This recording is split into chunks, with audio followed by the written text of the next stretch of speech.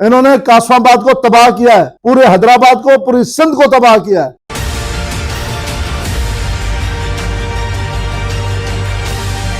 इन्होंने तो सिंध को बर्बाद किया है। क्या डेवलपमेंट किया सिंध की? रानी बाग को डेवलपमेंट किया है, रोडों को डेवलपमेंट किया है, स्ट्रीट लाइट को डेवलपमेंट किया है, पार्कों को डेवलपमेंट किया है।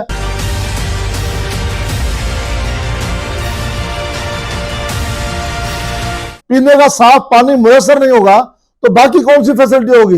एक हॉस्पिटल है कासमाबाद की ताल का हॉस्पिटल बंद पड़ी हुई है आपके पास। पहले बेनजीर का नारा होता था कि बेनजीर आएगी, रोजगार लाएगी। आटा पूछे लोगों से क्या किलो मिल रहा है, दाल लोगों कैसे खा रहे हैं, चीनी कैसे ले रहे हैं, डॉलर कहां पहुंचा है, पेट्रोल कहां पहुंचा है, ये किसकी जिम्मेदारी है?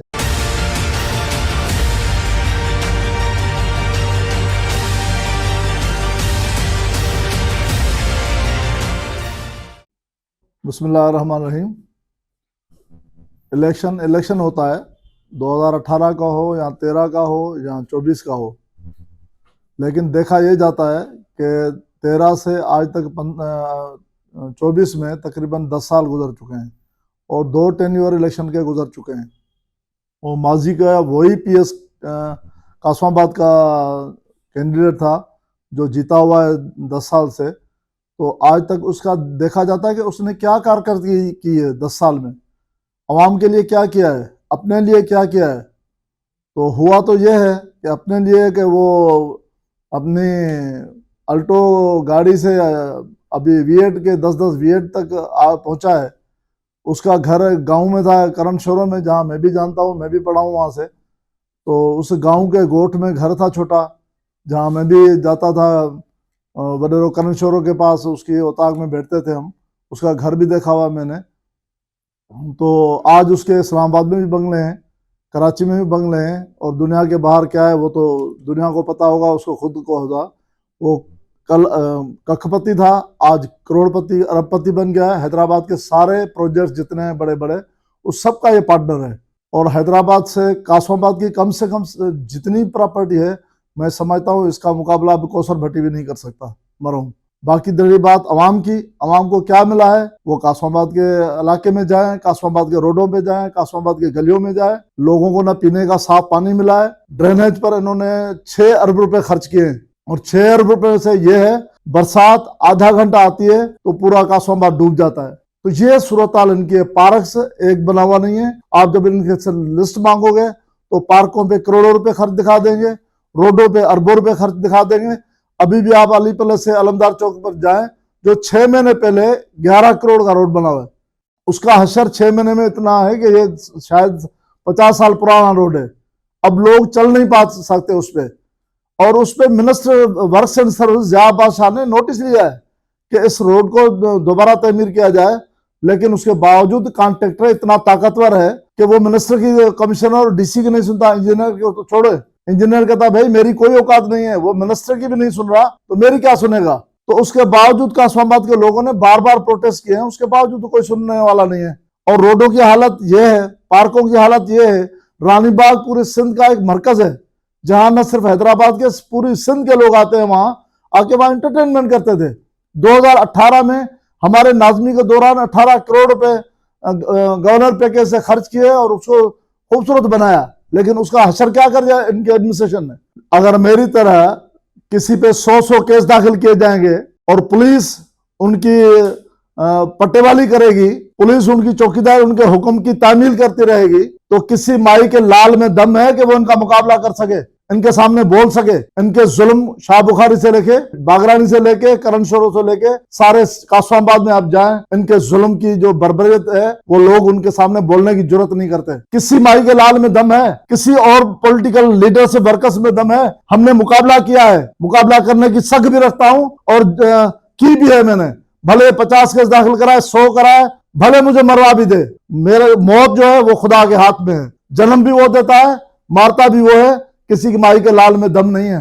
कोई का हैदराबाद का थाना नहीं रहा जिसमें 2-2, 4-4, 7-7 एफआईआर नहीं कटी हुई है, और कोई सेक्शन नहीं रहा हुआ जो सेक्शन इन्होंने छोड़ा हो। सारा पूरा आप लॉ बुक खोलेंगे तो जितने भी सेक्शन है वो सारे मेरे पे लगाए हुए हैं। एक तो दो वजूहत हैं। एक जाती वजूहत ये है कि मैं 2013 में PS इसी 60 से जो तब 47 थी उस पे मैंने इलेक्शन में खड़ा और मुझे इन्होंने विथड्रा करा। मैं खुद पीपल्स पार्टी का वर्कर था उस दिन में, लेकिन मैंने कहा था कम से कम मुझे बुलाते, मेरा इंटरव्यू करते, उसके बाद मुझे टिकट नहीं देते तब भी मैं नहीं खड़ा होता। लेकिन मुझे बुलाना भी पार्टी ने गवारा नहीं किया, इसलिए मैंने मुकाबला करने का वादा किया कि मैं इलेक्शन में खड़ूंगा, नहीं विथड्राऊंगा। तो इसने कितने ही बंदे भेजे, ऑफरें भेजी, सब कुछ की, मैंने सारी ठुकराई। वो एक वडेरे को जवाब देने की इसने मुझे सजा देना शुरू की। जैसे ये MPA बना, मिनिस्टर बना, उसके बाद इन्होंने केसों की लाइन लगा दी जो अब तक चलती आई है। 15 दिन पहले भी एक FIR करती है SHO सगीर सागी ने, अब वो उसका असर बुरा हुआ है, अब वो खुद सस्पेंड बैठा हुआ है। तो ये FIR पुलिस जो है, उनका जो रोल प्ले है पुलिस के जरिए उनको डराती है और इस्तेमाल करते हैं, लोगों को खौफ तारी करते हैं। अभी भी लोग सांस नहीं उठा सकते उसके सामने। इंशाअल्लाह ताला करेगी। मैं कहता हूं खुदा की कसम, लोग सिर्फ स्टेट उनसे हाथ उठाए, जो सरकार का इन पे आशीर्वाद है, पुलिस न्यूट्रल हो जाए, इदारे न्यूट्रल हो जाए।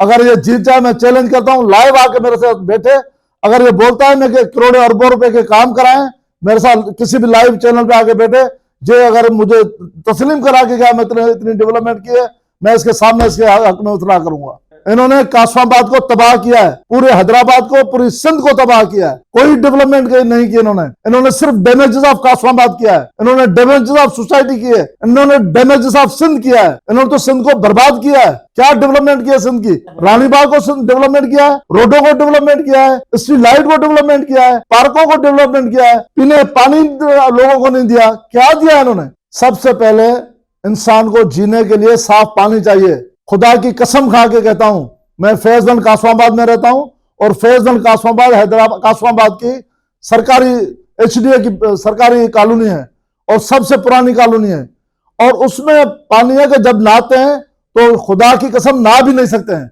वो गंदा पानी इतना होता है, पीने को तो आप छोड़ दें, वो नहा भी नहीं सकते उससे।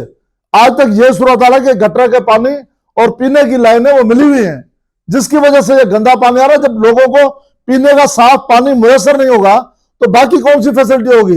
मैं कहता हूं सबसे पहले पीने का साफ पानी लोगों को मिलना चाहिए, उसके बाद ड्रेनेज की मुसीबत से जान छूटनी चाहिए, उसके बाद एजुकेशन को बेहतर करना चाहिए, उसके बाद हेल्थ की फैसिलिटीज को बेहतर करनी चाहिए। इन्होंने क्या किया है? एक हॉस्पिटल है कासमाबाद की ताल का हॉस्पिटल, बंद पड़ी हुई है आपके पास, सारे उसके कोरोना की वजह से उस हॉस्पिटल को बंद किया है। आज भी सारी अस्पताल बंद पड़ी है, कोरोना का पूरी दुनिया में वजूद खत्म हो गया, लेकिन कासमाबाद के अस्पताल बंद किए कि कोरोना है, इस वजह से उसके सारे डिपार्टमेंट बंद पड़े हुए। ये हमारी नाहली नहीं है हुक्मरानों की? क्या करेंगे इसके सिवा? कौन सी हेल्थ फैसिलिटीज दिए लोगों को? मैं तो कहता हूं कि करप्शन को प्रोमोट किया गया है। पीपल्स पार्टी अगर करप्शन को प्रोमोट करेगी तो भुट्टो की पार्टी नहीं रहेगी, वो बेनजीर की पार्टी नहीं रहेगी, वो करप्शन की पार्टी रहेगी। तो इसलिए इन्होंने करप्शन, क्योंकि अब पीपल्स पार्टी नारा लगाया कि माल बनाओ। पहले बेनजीर का नारा होता था कि बेनजीर आएगी रोजगार लाएगी। अब इनको नहीं रोजगार चाहिए, नहीं घर चाहिए, नहीं रोटी चाहिए, नहीं मकान चाहिए, क्योंकि सारे इन्होंने दे दिए लोगों को। लोग मरे, बरसात में डूब गए, सारी सिंध डूब गई। आपने सारी दुनिया ने असर उसका दिया, इन्होंने खाली सारी दुनिया से माल लिया। अब भी सारी सिंध में जाए, सारे सिंध के लोग घबराए हुए, परेशान बैठे हुए हैं। किस तरह सूरत हाल है? आटा पूछे लोगों से क्या किलो मिल रहा है, दाल लोग कैसे खा रहे हैं, चीनी कैसे ले रहे हैं, डॉलर कहां पहुंचा है, पेट्रोल कहां पहुंचा है, ये किसकी जिम्मेदारी है? ये नहीं कर पा रहे। लोगों का जीना महाल हो गया है। मासूम बच्चे जो हैं उसके दूध लेने के लिए मुश्किल बन गया लोगों के लिए। लोग घरों का किराया दें, मासूम बच्चों का दूध लें, या घर का राशन लें, या वो हेल्थ की फैसिलिटीज और एजुकेशन हासिल करें। क्या ये प्राइवेट स्कूल्स और सरकारी स्कूलों में कोई फर्क कर सकें? एक सरदार शाह की बेटी सरकारी स्कूल में दाखिल करा के आप क्या सारी दुनिया को मैसेज दे रहे हो कि हम जाए सरकारी स्कूलों की एजुकेशन बेहतर करेंगे? आओ दिखाओ मुझे कौन सी एजुकेशन बेहतर की आपने। आपने सिर्फ करप्शन को बढ़ाया है, कोई तब्दीली नहीं आया, नहीं कोई डेवलपमेंट की है। शुक्र अल्हम्दुलिल्लाह हम 5 साल जेल में रहे और बाइज्जत बरी हुए, अदालतों ने हमें बाइज्जत बरी किया है। मैं कहता हूं खाली स्टेट न्यूट्रल हो जाए, लोग देखना किस तरह वोट करते हैं। इस तरह वोट करते हैं कि आपको पता भी नहीं लगा कि लोग किस तरह इनके गले साथ मिले हुए, इनके साथ हाथ में हाथ मिलाए हुए लोग वो हमें वोट करेंगे। मैंने खिदमत की है, मैंने जदोजहद की है, मैं सारे कासमाबाद के एक एक गली में गया हूं। ये जाम खान शोरो कहीं नहीं गया होगा, ये किसी गली में भी नहीं गया होगा, लेकिन एक एक गली का नाम लो, एक एक गली का मैंने झाड़ू दिया है, एक एक गली का ड्रेनेज का मसला हल किया है, वापडा के हैस्को के मसला हल किए हैं। जो भी बंदे को सर में दर्द होता है तब भी मैं उसका साथ देता हूं, जो मेरे बस में होता है मैं करता हूं। मैं कोई हुक्मरान नहीं हूं, मैं कोई एमपी एमएलए नहीं हूं, लेकिन मैं एक आम आदमी हूं। मेरे बस में जो भी है, मैं अवाम की खिदमत पे यकीन रखता हूं, अवाम की ताकत पे यकीन रखता हूं, और मैं नाजिम होकर भी जो मैंने किरदार अदा किया, अगर मिनिस्टर वो किरदार अदा करके दिखाए तब भी मैं इसको सलाम दूंगा, सलाम करूंगा। 8 फरवरी आपका फैसला आपके हाथ में है। अगर 8 फरवरी को आपने लालच में दिया, आपने बुजदिली में दिया, आपने डर के दिया, आपने खौफ में दिया, आपने किसी के कहने पे दिया, आपने माँ बाप को खुश करने के लिए दिया, या आपने वडेरे को खुश करने के लिए दिया, तो ये न सिर्फ कासमाबाद की तबाही होगी, ये सिंध की तबाही होगी, पूरे पाकिस्तान की तबाही होगी। उसके जिम्मेदार न मैं होगा, न वडेरा होगा, न इलेक्ट होने वाला होगा, वो अवाम कासमाबाद का और सिंध का पूरा अवाम जिम्मेदार होगा, जो इन करप्ट लोगों को, इन नाहल लोगों को, इन बदमाशों को, इन गुंडों को वोट देगा। वो पूरे कासमाबाद का, सिंध का अवाम भी उसमें जिम्मेदार होगा। मैं अयाज साहब हमारे बड़े, वो भी जीडीए के कैंडिडेट है, मैं भी जीडीए से इलेक्शन लड़ रहा हूं, और मेरी पीर साहब पगारा को भी रुकेस है, डॉक्टर जुल्फकार मिर्जा को भी रुकेस है, अयाज लतीफ पलीजो साहब को रुकेस है कि ये चांस मुझे दें। इंशाल्लाह मैं आपको जीत के दिखाऊंगा कासमाबाद से। 2 मरतबा अयाज साहब इलेक्शन लड़े हैं, अब हमारा भी हक होना चाहिए कि हमें भी टिकट मिलनी चाहिए और हमारा साथ देना चाहिए। तो हम भी जीत जाएंगे तो समझो पलीजो साहब ने जीता, समझो पीर साहब पगारा ने जीता।